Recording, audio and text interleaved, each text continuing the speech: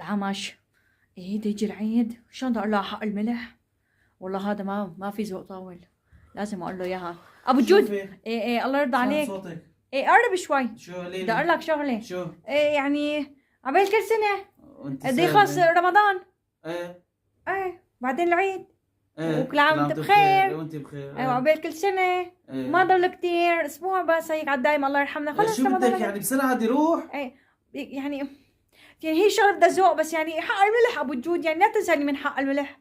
ايوه الله يرضى عليك، تعرف انت. ايوه فهمت، هداك اليوم جابت ملح على حسابها، فيمكن بدي ارجع اجيب لها حسابي. معقول؟ ايه خلص ان شاء الله خير يا رب. فهمت. الله يرضى عليك، روح الله يرزقك ربي ويجعلك بكل طريقه سلامه. يا ترى ايش قصد ام الجود؟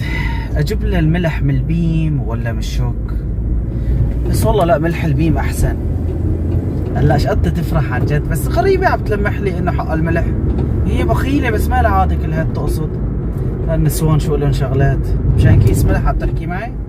يا حيف بس على الخبز والملح بيناتنا. امبارح والله ما طبخت شيء، ام سكينه يعني جبت لي هيك باقه بقله من عنده من الارض، وكان هيك عندي شويه بقدونسات دبلانات وشويه خسه وبندوره وخيار هيك يعني الله يا رب يعفي عنا. يعني شفتي ما عم ناكل خضره عم بيتشرب، فقلت يا بنت فرمي صحن فتوش، فرمته هيك وطلع جات ما شاء الله بركه، قمت وزعت على الجويرين كل مين صحن، وكل واحد اعطيته صحن رد لي بصحن. والله صارت عندي صفرة اللهم صل على النبي للنظر، هالسمك هالسمبوسك وهالاكلات الطيبه وهالمندي وهالبيوات وهاليبرق شي فرج.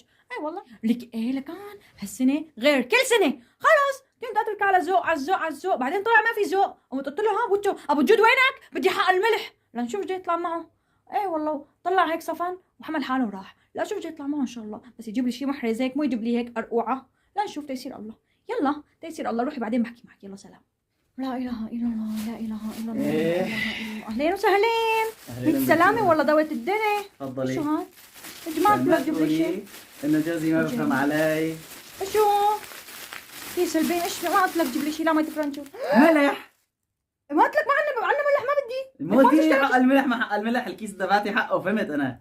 فهمت ام الجود. ايش شايفتيني طشم يعني؟ فهمت عليكي. لا انا مالي شايفتك تشم.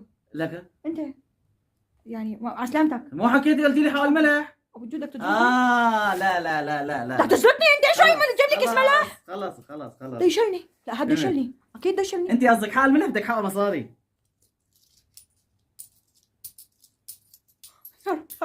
قلبي يا رب تجيني من الغباء. حسبنا الله ونعم الوكيل. 7 وربع. خدي لا خدي زياده، خلص جيبي كيسين. خدي يلا هات احسن ما بلوشي.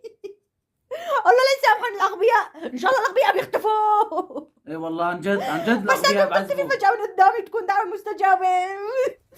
حسبنا الله. اختفى الزلمة ابو جود. الحمد لله يا رب خلصني. حسبنا الله ونعم الوكيل فيك. رايح جايب لي كيس ملح يا بخيل. لك بخيل وما في ذوق.